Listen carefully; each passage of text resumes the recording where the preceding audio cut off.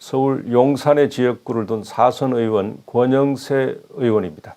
네, 반갑습니다. 예, 안녕하세요. 네, 권영세입니다. 네. 당대표 출마 뜻을 밝혔는데, 네, 그래서 모셨습니다. 예, 지금 뭐 열심히 준비 중에 있습니다. 네, 정권 교체가 다음 차기 당대표의 최우선 과제일 것 같은데요. 예, 그렇습니다. 보관이 있으시겠죠? 뭐 보관이라는 게 특별한 게 있다기보다는 네. 우선 당이 개혁을 통해서 당이 우리 국민들의 지지를 받고 또 우리 대선 과정에서 우리 대선 후보들 지금 현재 우리 당에 있는 후보뿐만이 아니라 우리 당의 후보로 논의되는 그 잠재적인 후보들을 다 이렇게 한데 모아서 네. 잘 관리하고 잘 뒷받침해 준다면은 승리할 수 있을 거라고 생각이 됩니다. 다행인 거는 뭐 조금 전에 여론조사 설명을 해주셨습니다만은 우리 당이 여론조사에서 조금씩 올라가고 그 민주당의 경우에 있어서는 최근에 전당대회가 있었음에도 불구하고 내려가는 걸 보니까 조금은 뭐 솔직히 기분이 좋은 상황인데 네. 이제 사실은 그 실체가 따라주지 않는 지지율의 상승은 좀 걱정스러운 부분도 있습니다.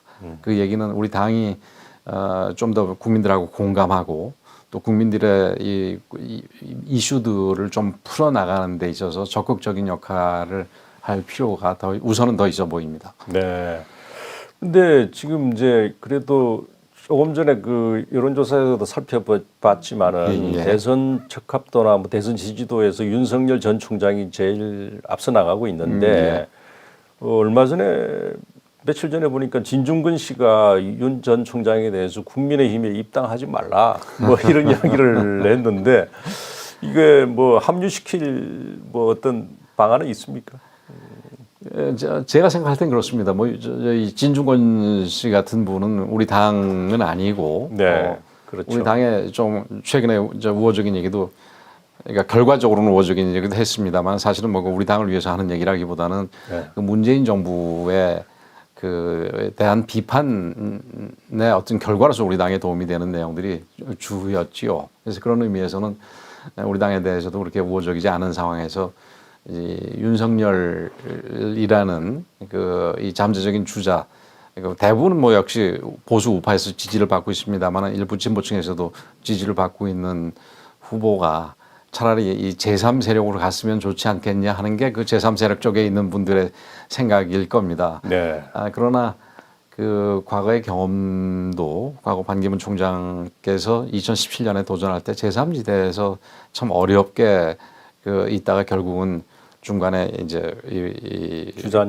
그만두시게 됐었지요. 네. 어떤 분들은 뭐 이 프랑스의 마크롱 얘기를 네. 하면서 마크롱이 이 기존의 여당 야당에 속하지 않은 제3정당을 만들어서 돌풍을 일으켜서 네. 거의 최대 득표율로 역사상 프랑스 최근 역사상 최대 득표율로 득표를 한 거 당선이 된 거를 예를 들어가면서 마크롱 모델로 가야 된다 이렇게 얘기를 하는데 저는 그건 옳지 않다고 생각을 합니다.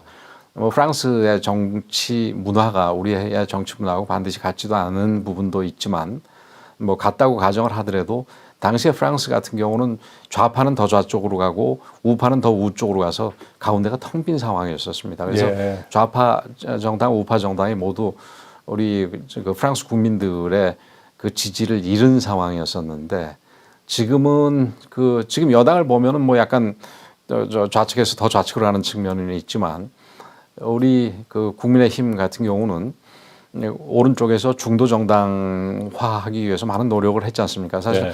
김종인 전 비대위원장에 대해서 비판도 있고 뭐 그렇습니다만은 우리 중도 정당으로 지향한 노력에 대해서는 저는 인정을 해줘야 된다고 보고 그 결과도 좀 있습니다. 그리고 지금 현재 우리 당내 분위기도 뭐 전당대회를 앞두고 전당대회를 뜻을 두고 있는 주자들도 뭐 그렇습니다만은 당의 의원들부터 시작해서 대부분의 당원들 같은 경우는 이게 더 오른쪽으로 갔으면 곤란하고 중도 정당으로 가야 된다라는 얘기들을 하고 있고 실제 그런 행동들을 하고 있으니까 그런 의미에서 이 여론조사도 조금 더 지지율이 오르지 않았나 이렇게 생각이 되고 이런 상황에서는 이 윤석열 전 총장이 됐건 누가 됐건 제3지대에서 뭘 만들기는 쉽지 않을 것이다. 결국은 정치를 해서 대통령 선거에서 본인이 당선되기 위해서는 국민의 힘이라는 플랫폼을 그 이용하지 않고는 안 될 것이다. 저는 이렇게 봅니다. 뭐 그 지금 저 많은 사람들이 우리 당에서도 윤석열 후보를 데리고 올 보관이 있다. 뭐 이런 얘기들도 많이 나오고 있습니다만은 그 제가 볼 때 윤석열 전 총장이 합리적인 사람이라면은 뭐 진중권 그 전 교수라고 해야 되나요? 뭐 그분이 오지 말라 그래서 안 오고 그다음 우리 당에서 오라 그래서 오고 할 일이 아니라 어떤 쪽이 본인이 대선 그러니까 정치 선언을 하고 대선에 나섰을 때 이길 가능성이 더 크냐를 기준으로 판단할 거 아니겠습니까? 네. 그래서 우리 당이 그 가능성을 더 높여준다면 당연히 윤석열 그 전 총장도 정치 선언한 이후에 머지않은 시기에 우리 당 플랫폼으로 올라올 거라 이렇게 생각을 저는 낙관적으로 보고 있습니다. 근데 지금 뭐 진중근 씨뿐만 아니라 예. 김종인 전 위원장도 계속 그런단 말이에요. 제3지대론을 지금 다시 이야기하고 또 국민의힘을 향해서 거친 말도 쏟아내고 그러는데 그분의 뭐 또 뭐 이 생각이 있을 것 같은데요. 그게 상당히 걸림돌이 될 것 같은. 저는 잘 모르겠습니다. 그분이 네. 이제 바로 마크롱 네. 모델을 얘기를 네. 했는데 그분의 마크롱 모델에 대해서는 제가 옳지 않다는 네. 얘기를 방금 말씀을 드렸고 그 우리 당을 얼마 전까지 이끄시던 분이 우리 당의 고원 수준을 넘어서 네. 굉장히 그 독한 독서를 예. 하시는 부분에 대해서는 제가 이해를 잘 못하겠고 정치적인 감각이 굉장히 뛰어나신 분인데 이 제3지대에 대해서 계속 얘기하시는 부분에 대해서도 제가 잘 이해도 못하겠고 동의도 못하겠습니다. 아까 말씀드렸듯이 네. 지금 우리하고 프랑스의 정치 문화나 정치 사정이 다른 상황에서 우리 당이 개혁 그 부분 그다음에 우리 당이 어느 후보가 들어오든지 우리 플랫폼에서 공정하게 경쟁이 가능하도록 만들겠다라는 식의 게 보여진다면은 저는 제3지대는 뭐 곧 없어지지 않겠나 얘기가 저는 그렇게 생각을 합니다. 네. 근데 시간이 지금 이제 뭐 촉박하지 않습니까? 그렇죠. 이 당내 경선, 대선 후보 경선, 전당대회 끝나면 바로 당내 대선 후보 경선이 있을 텐데 그런 거를 고려한다면은 윤석열 전 총장이 합류해도 그 좀 빨리 해야 되는 거 아닌가 하는 생각이 드는데. 그러니까 경선을 좀 빨리 해야 된다. 아니죠. 당에 입당을 하는 게. 입당하는 시기를. 근데 그거는 글쎄요. 본인이 뭐 잘 판단을 하겠습니다만은 제가 생각할 때는 아직은 시간은 좀 남아 있다고 생각을 합니다. 네. 그 제가 2017년 때 이제 반기문 전 총장과 여러 가지 인연도 있고 해서 초기에 좀 조언을 해드린 적이 있었는데 반기문 총장 같은 경우는 뭐 결과가 사실 좋지 않으니까 그 내용을 통해서 우리가 반면교사로 삼아야 될 부분인데 그 당시도 뭐 잘만 노력했으면은 아주 의미 있는 뭐 결과에 모르겠지만 네. 의미 있는 경쟁을 할 수 있었다고 생각을 하는데 이제 이 중간 과정에 좀 문제가 있었다고 저는 판단을 하고요. 그 당시를 생각을 해보면은 그분이 국내에 귀국한 게 1월 중순인가 그렇습니다. 1월 12일 정도로 제가 기억을 하는데 대선은 3월 달에 3월인가 4월에 있었지 않습니까? 한 3개월 불과 3개월밖에 안 남은 상황에서 3월에 있었어요. 예. 3월에 있었는데 그 불과 한 2개월 정도밖에 남지 않은 상황에서 그 3월이 아니고 5월이었군요. 네. 그러니까 불과 몇 개월 안 남은 상황에서 선거를 치러야 됐었는데 그때도 시간이 촉박하지만 부족한 거는 아니었습니다. 근데 윤석열 총장 같은 경우는 뭐 최근에 보도를 보니까 5월에 이 정치 하겠다는 선언을 하고 뭐 그게 사실은 출마 선언과 비슷한 걸 텐데 하게 될 경우에는 내년 그 이제 3월에 선거가 있게 되는 거 아니겠습니까? 그러면은 시간이 아직 충분히 있으니까 본인이 준비하고 또 어느 정당에 들어가서 내부 경선을 치르거나 이런 부분에 있어서는 아직은 충분하다, 부족하진 않다 이렇게 생각합니다. 네. 지금 그 안철수 국민의당하고 합당이 이야기는 나온 지는 오래되는데 굉장히 지지부진하거든요. 글쎄요, 저는 그 지지부진하다고 표현하고 싶지는 않고요. 네. 정당과 이 정당이 합당을 하는 거는 그렇게 간단한 문제는 아닙니다. 무슨 뭐 직원들의 승계 문제부터 시작해서 어떤 재정의 통합 문제 같은 실무적인 문제도 있고 또 그 각 정당마다 그 정당이 따로 존재했던 거는 어떤 이념적인 차이도 좀 있었던 거 아니겠습니까? 그래서 이념적인 차이도 이게 완전히 해소해서 하나의 통합 정당으로 만든다라는 게 그렇게 간단한 일은 아니라고 생각이 되고 또 그 중간에 우리 지도부가 전면적으로 뭐 원내대표뿐만이 아니라 비대위원장도 교체되고 이러는 그 변화가 있었기 때문에 조금은 그 지체처럼 보일 뿐이지 저는 그렇게 어려움이 봉착해서 지금 진전이 안 되고 있거나 이렇게 보지는 않는데 네.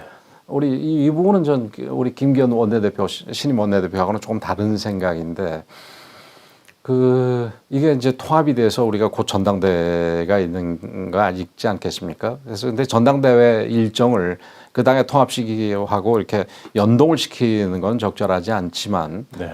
안철수 대표 입장에서는 가급적이면 빨리 결단을 해서 우리 당에 빨리 통합을 해서 전당대회 자체도 이 국민의힘 당원뿐만이 아니라 국민의 당원들도 네. 이 전당대회에 함께 참여해서 지도부를 같이 뽑게 된다면은 그야말로 이 두 당이 화학적인 결합이 될 수 있지 않을까 이렇게 생각이 됩니다. 네. 근데 제가 분명히 말씀드리는 거는 그렇기 때문에 이 합당을 전당대회 일정에 연동을 시켜야 된다 그 얘기는 아닙니다. 네, 그렇군요. 최근에 그 당내에서 나온 여러 가지 목소리를 한번 짚어보겠습니다. 그 뭐 윤석열 전 총장에 대해서는 김용판 의원이 공개적으로 이야기했는데 적폐 수사에 대한 사과 요구를 했는데 이 의원님이 그 내용 자체를 비판하셨거든요. 제가 비판을 했다기보다는 저는 좀 다른 생각이다 네. 이런 말씀을 드렸죠. 김용판 의원 뭐 저도 수사 대상이 됐었습니다마는 김용판 그 의원의 경우에는 수사 대상이 되고 기소가 돼서 네.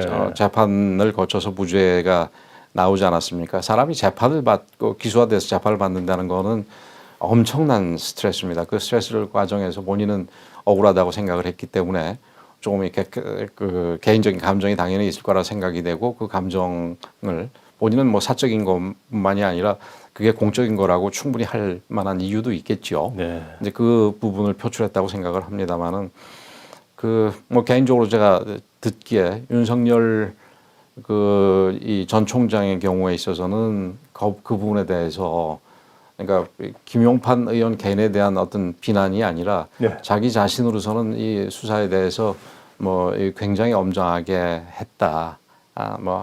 뭐 쉽게 얘기하면 한 점 부끄러움이 없다. 뭐 이런 식의 뜻을 표시하고 있는 걸로 알고 있습니다.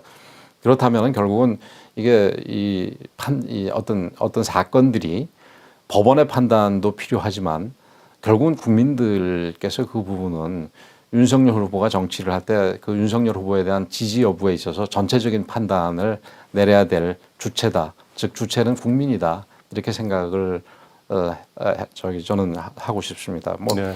본인이 사실은 분명하게 잘못했다라는 걸 얘기를 한다면은 그것도 사실 좀 문제 아니겠습니까? 그런 상황이라면. 네.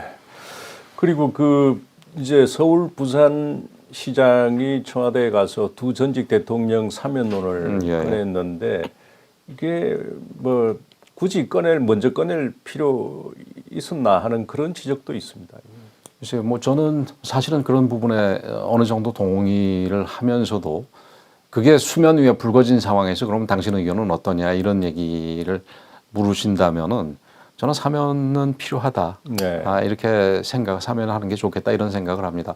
근데 여기서 우리가 조심해야 될 부분은 사면 논의와 네. 박근혜 전 대통령의 어떤 탄핵의 정당성 논의는 좀 구분이 돼야 된다. 네. 이렇게 생각을 합니다. 탄핵 부분에 있어서는 뭐 정치인들 개개인에 따라서 이게 뭐 찬성하는 분도 있고 반대하는 분도 있겠습니다만은 지금 이 부분은 어쨌든 헌법재판소의 결정에 의해서 이게 결정이 내려진 만큼 이 부분 역시 이거는 이제 이 역사를 남겨놓고 역사의 판단에 맡길 일이고 다만 그 사면 부분은 두 전직 대통령의 그 연령이라든지 뭐 건강 상태에 더해서 지금 오늘도 보면은 그 문재인 대통령의 지지율이 뭐 가면 갈수록 지금 떨어지고 네. 있는 상황 아니겠습니까? 근데 아직 대통령의 임기는 1년 가까이가 남아 있습니다. 이제 잘 마무리를 하고 다음 정권에 이 대한민국을 넘겨줘야 될 그런 책무를 가지고 있는데 지금 현재 여기 오늘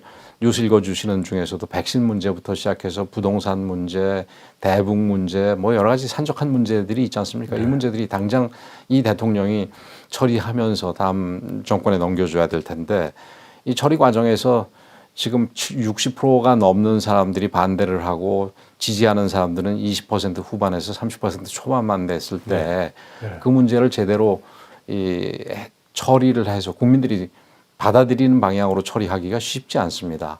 그런 상황에서는 전직 대통령, 이 반대편의 어떤 상징적인 인물들이라고 볼 수 있는 그 전직 대통령에 대한 사면을 통해서 국민 통합을 조금 더 이 국민 통합 분위기를 만든다면은 앞으로 남은 1년을 이 자녀 임기 1년을 처리해 나가는데 대통령으로도 도움이 되지 않겠나. 그게 결국은 또 대한민국에 도움이 되지 않겠나 이런 방향에서 저는 찬성을 합니다. 그러나 결국은 대통령이 판단할 일입니다. 우리가 무슨 구걸해서 되는 일도 아니고요. 구걸할 일도 아니라고 봅니다. 네.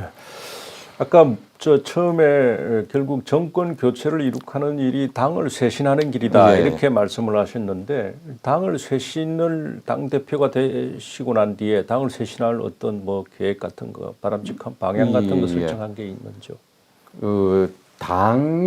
정당이 엄청난 정당뿐만 아니라 정치권이 엄청난 국민들의 세금, 자기 돈도 쓰지만 국민들의 세금을 쓰면서 존재하는 이유는 결국은 국민들의 민생의 문제를 이해하고 그 이해한 바탕 위에서 그 문제를 해결하는 거 아니겠습니까? 그래서 당의 개혁도 이게 당의 어떤 뭐 이름이나 외양이나 어떤 내부 질서라든지 이런 거를 바꾸는 것도 물론 뭐 중요하겠지만 직접적으로 우리 국민들의 민생 문제를 해결하는 게 아니라면은 그거는 바른 개혁이라고 볼 수 없습니다. 그런 부분에서 저는 정치인의 가장 큰 덕목을 공감이라고 생각을 하는데 우리 지금 민생 문제들 20대 30대가 왜 코인 광풍에 휩쓸리는지 지금 그 부동산 문제는 왜 지금 이런 상황인지 지금 백신 문제에 대해서 왜 불안하는지 부분에 대해서 우리가 국민들의 뜻을 제대로 알고 그 부분에 대해서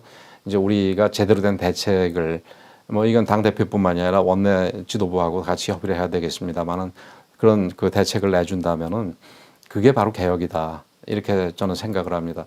그래서 특히 우리 그 대책과 관련해서는 여태까지 뭐 우리 당뿐만이 아니라 모든 야당들이 그래왔던 게 이 대책을 내는 거는 여당의 몫이고 야당은 비판만 하면 된다. 굳이 뭐 야당이 대책까지 냈을 때 그 안에 대해서 또 찬반이 있을 테니까 그런 짓 할 필요 없다. 뭐 이런 얘기도 많이 있었습니다만은 저는 특히 지금 상황에서는 그건 옳지 않은 얘기고 우리가 내년 선거에서 이겨서 집권을 하겠다는 정당이라면은 이제 구체적으로 우리 안들을 하나씩 제시할 필요가 있습니다. 부동산 대책에서는 뭐 어떻게 하고 백신과 관련해서는 어떻게 하겠다. 근데 뭐 백신 부분은 조금 약간 주의가 필요한 게 백신 상황에 대해서 야당으로서는 전혀 지금 알 수가 없는 상황이니까 그건 정부가 좀 백신 상황에 대해서 알려줄 필요가 있겠지요. 그다음에 코인 문제나 기타 2030들이 지금 분노하는 이유라든지 이런 부분에 대해서도 우리가 알고서 대책을 제시할 필요가 있다 이렇게 생각을 합니다. 그게 사실은 가장 중요한 개혁이라고 봅니다. 네. 근데 지금 이제 코인 가상화폐 말씀을 하셨는데 정부가 이 가상화폐에 대해서 과세 방침을 밝혔는데 근데 의원님은 그걸 옳지 않다고 비판했거든요. 근데 이게 뭐 소득 있는 곳에 과세하는 거는 맞는 거 아니겠습니까? 어떻게 보십니까?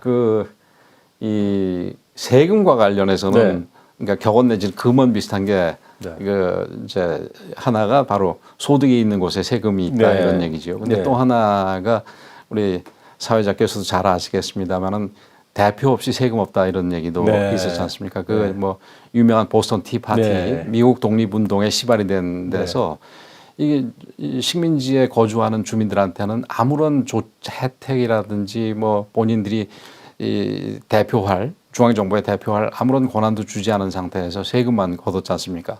그러다 보니까 이제 폭동이 일어난 건데 그 똑같이 뭐 대표는 아닙니다만은 이 코인과 관련해서는 사실 그 코인이 굉장히 투기성이 강한 거고 이미 코인으로 인해서 엄청난 손해를 본 그 사람들도 많습니다.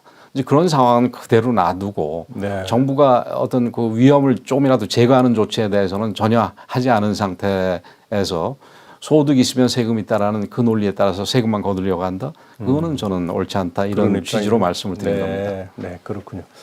지금 그 아까 백신 문제도 중요한 현안 중에 예. 하나인데 이 김기현 국민의힘 신인 원내대표가 백신 부족에 대해서 국정조사를 추진하겠다 이렇게 예. 이야기를 했거든요. 그런데 지금 뭐 정부는 지금 앞서서 기사 살펴본 대로 아스트라제네카 백신조차도 부족하다고 지금 보도가 되는데도 불구하고 계속 11월 집단 면역의 이상이 없고 그리고 뭐 이런 자꾸 이 소위 반복되는 이야기를 하고 있는데 이거 국민들은 자꾸 의심의 눈길을 지금 보내고 있거든요. 예. 이거 어떻게 대처를 국민들 할까요? 입장에서는 어떻게 생각을 하시겠습니까? 네. 내가 언제 그 백신을 맞을 수 있을까가 가장 중요한 거 아니겠습니까? 그렇죠. 네, 무슨 근데 백신을? 예, 무슨 백신, 내가 언제 어떤 백신을 맞을 수 있을까가 네. 가장 중요한데 지금 뭐 언제 저기 어떤 백신을 맞을 수 있을까 부분에 대해서는 지금 뭐 전혀 지금 이 불확실한 상황 아니겠습니까? 네. 그나마 일정한 범위 안에서 이 파이자하고 이 아스트라제네카 문제가 많은 그 얘기가 많은 그 아스트라제네카 정도만 맞고 있었는데 그나마도 지금 둘 다 이 네. 접종 예약을 다 중단을 했다는 거 아니겠습니까? 이게 그리고 접종률만 보더라도 아까 보니까 우리가 6%인데 네. 그게 실질적으로는 3%라고 봐야 되는 거지요. 네. 그렇죠? 2차 접종을 네. 해야 되니까. 그렇습니다. 근데 지금 한 두 달이 넘었습니다. 그러면은 이게 그 한 달에 한 1.5% 정도 계략적인 계산으로 그 완전한 접종이 이루어지고 있다라는 얘기인데 11월에 집단 면역이 형성이 되려면은 75%가 접종이 돼야 된다는 거 아니겠습니까? 네. 근데 11월까지 지금 이 진도로 나가면은 이게 10% 남짓 정도밖에 안 되는 계산이지요. 네. 그런데다가 지금 지금 진도로 나갈 수가 과연 있겠는지조차도 의문 아니겠습니까? 아스트라제네카도 이제 저기 이 공급이 안 되고 파이자도 그렇고 모더나도 이 2분기에 2, 4분기까지 일정한 양이 들어온다고 철석같이 얘기를 했었는데 그것도 지금 4분기, 3분기 이후로 연기된 거 아니겠습니까? 강감무소식입니다. 예. 네. 우리 사회자께서 그 사장으로 계셨던 MBC만 그 이 정부 예, 정부의 나름대로 이 정부의 말을 전하고 있는데 앞서 얘기했듯이 아스트라제네카나 파이자가 지금 접종이 사실 중단될 위치에 있고 그다음에 모더나도 지금 그 연기가 됐고 이런 상황에서 정부의 얘기를 믿기가 굉장히 어려운 상황이지요. 네. 그래서 물론 뭐 우리 문재인 대통령께서도 직접 나서셔가지고 조금만 다른 얘기가 나오면 전부 가짜 뉴스라고 치부하고 뭐 걱정하지 말라는 얘기만 계속하면서 구체적인 얘기를 못하는 게 그 회사와의 백신 회사와의 비밀 유지 계약 때문에 그렇다 그러는데 이 부분은 백신 회사한테 양해를 구해서라도 구체적인 그 우리 이 백신의 공급 계획 그게 나와야지 이제 접종 계획이 있겠지요. 이런 부분을 반드시 얘기를 해야 될 겁니다. 김기현 원내대표께서 이 국정조사 얘기를 하시는데 국정조사는 그 뭐 머지않아서 반드시 해야 될 거라고 생각을 하는데 그거보다는 국정조사에 이르기 전에 정부가 먼저 이 백신 이 우리가 이 계약 실태라든지 공급 예정 그 상황이라든지 이런 부분에 대해서 진솔하게 가짜 뉴스 말고 진짜 뉴스를 우리 야당하고도 공유할 필요가 있다 우선은 그렇게 생각을 합니다. 이게 가만히 보면 11월 집단 면역 목표 설정 자체가 다른 선진국에 비해서 굉장히 늦은 예, 사실 그것도 좀 늦은 편이죠. 늦은 거 아니겠습니까? 그러니까 어디 언론에서 지적했던데 다른 데는 100점 만점에 100점을 목표로 하는데 저희는 100점 만점에 50점을 목표로 하고도 그마저도 지금 제대로 안 될 가능성이 높은 그런데도 뭐 50점 중에 좀 5점 정도, 네, 10점 정도 맞고 있는 셈이지요. 가짜 뉴스라고 그러고 이 또 애초에 작년에 뭐 이 백신 예산 자체가 없었다. 그래서 야당이 이야기해서 넣었다. 뭐 그런 그랬었죠. 예, 그랬다는데 이거 진짜 조사를 한번 해봐야 되겠습니다. 예, 뭐 이 부분에 대해서 정부 뭐 제가 희망하기는 정부가 약속한 대로 그러니까 11월에 우리 의료진들이 굉장히 우수합니다. 네. 이 의사 인력, 간호사 인력 다 우수하기 때문에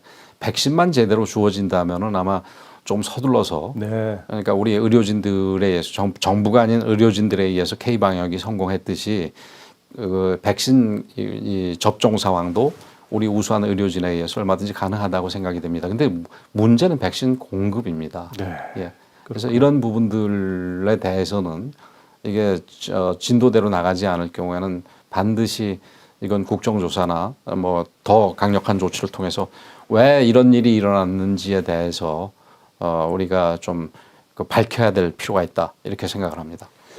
문 대통령이 이제 이달 21일 워싱턴에 가서 한미 정상회담을 이제 열 예정인데 이 지금 사실 시급한 게 지금 조금 전에 이야기한 백신 문제. 외교, 네 그리고 이제 북한 핵 문제에 대해서도 뭐 논의가 되겠죠. 근데 계속 미국과 이렇게 엇박자를 내는 발언을 문 대통령이 계속 했단 말이에요. 예. 이거 이해를 못하는 이 저 국민들도 많고 전문가들도 많은데 무슨 의도로 보이십니까 이게?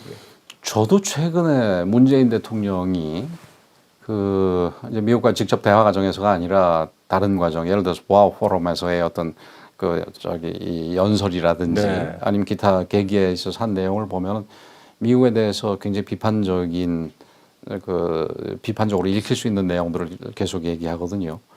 네, 그거는 굉장히 걱정스럽다고 생각을 합니다. 네. 특히 5월 21일 정상회담을 앞두고 이런 모습을 내는 거는 저는 이 대통령 본인도 문제지만 대통령을 보좌하는 참모들도 대단히 문제가 있다 생각을 하고 이번 그 5월 21일 정상회담에 있어서는 이제 백신 문제도 뭐 성과가 좀 있어야 될 것이고 또 이 북핵 문제에 대해서 원칙적인 부분에 대해서 뭐 합의가 반드시 이룰 수 있어야 된다 이렇게 생각이 됩니다.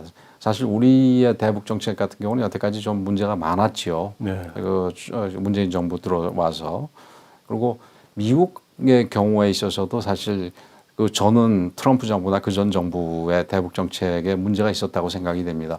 트럼프 정부는 도대체 이분들도 정책이 있는지 뭔지 모르겠고 왔다 갔다 하는 분위기였고 그다음에 오바마 행정부는 뭐 전략적 인내라 그래가지고 사실 표현이 좋다 뿐이지 그냥 거기는 좀 치워두자 이런 네. 내용 아니겠습니까? 네. 근데 지금 바이든 정부에서 그 점진적인 외교와 또 일종의 압박을 같이 병행하면서 이 북핵 문제를 개선하겠다 이 얘기는 굉장히 바람직한 얘기라고 보고 뭐 본인들도 이거는 트럼프나 혹은 부시 혹은 오바마 이런 때의 해결책, 뭐 전략적 인내도 아니고 일괄 타결도 아니고 점진적인 해결이다 이렇게 얘기를 표현했는데 굳이 뭐 비교를 하자면은 클린턴 정부와 좀 비슷하지 않겠나 이렇게 생각이 되는데 저는 뭐 상당히 실용적인 접근이라고 생각이 됩니다. 그리고 네. 이게 거기에 더해서 이 북한의 인권 문제를 추가시키는 부분도 또한 굉장히 긍정적인 부분이라고 생각을 합니다.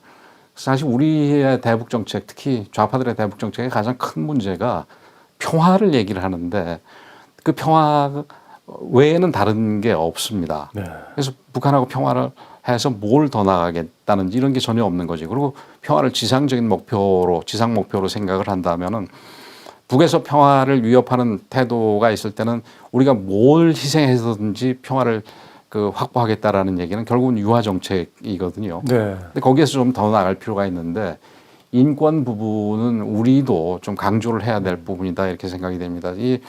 우리가 이게 특히 좌파들이 처음에 이 동서독 간에 네. 이 소위 동방 정책을 빌리 브란트의 동방 정책을 차용한다 그랬지만 동방 정책과 지금 우리 좌파 진보 쪽에서 대북 정책은 큰 차이가 있습니다.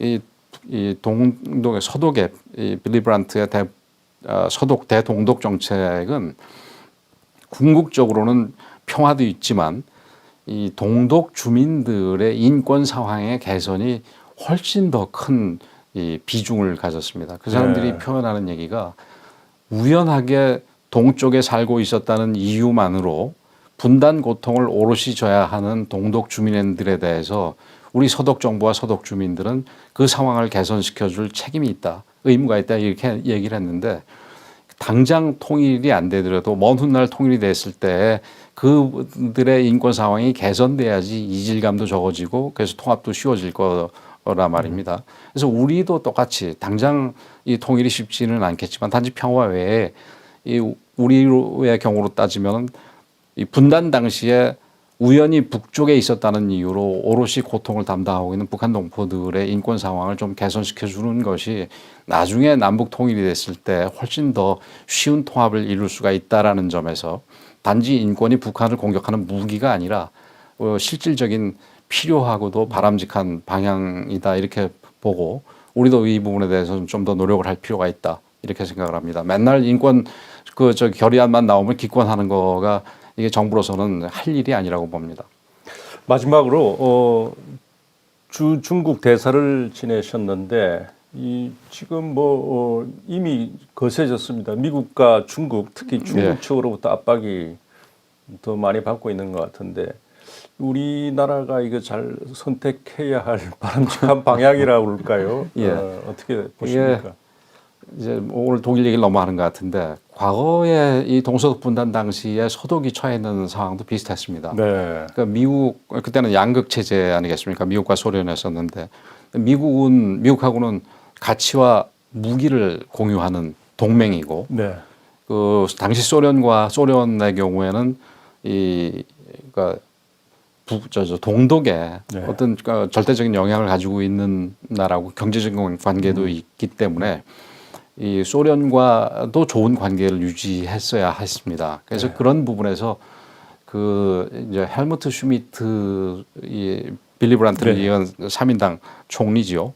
그분 같은 경우는 이 정직한 이 통역자란 표현을 썼는데, 그러니까 이 미국하고의 동맹은 굳건히 하면서 미국과 이 소련 사이에서 정직한 통역자로서 자기가 소련과도 관계를 계속해서 가지고 나가겠다 이런 얘기를 한 게 있습니다. 이게 뭐 정직한 통역자가 사실은 그 전에 비스마르크가 정직한 중개인, 중재자 여기서 이제 이어진 말인데 우리 같은 경우도 그 서독과 똑같이 미국과 가치와 민주주의 가치와 무기를 공유하고 있는 거 아니겠습니까? 그래서 그런 부분에서는 미국과의 동맹 관계를 굉장히 공고하게 가지고 가야 하되 우리가 현실적으로 중국이라는 나라가 이웃 나라고 우리가 이사를 갈 수 있는 것도 아니고 중국이 이사를 가는 것도 아닌 상황에서 경제적으로도 큰 그 이 연관 관계가 있고 또 북한 문제에 대해서 과거 소련이 동독에서 가졌던 것만큼의 그 영향력을 갖고 있지는 않지만 그래도 제일 큰 영향력을 가진 나라 아니겠습니까? 그런 부분에서